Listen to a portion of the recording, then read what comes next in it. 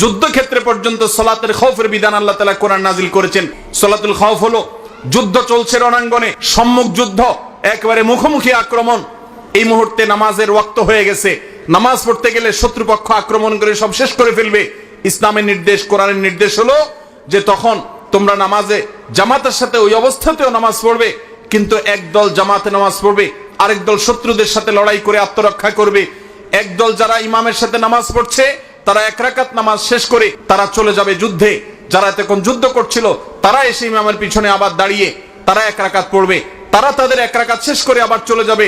এক রাকাতের মাঝখানে যাওয়া জায়েজ নাই, কিন্তু যুদ্ধক্ষেত্রে সালাতুল খাউফের বিধান এটা জায়েজ আছে যে তোমার জীবন রক্ষা করতে হবে, তোমার নামাজও রক্ষা করতে হবে।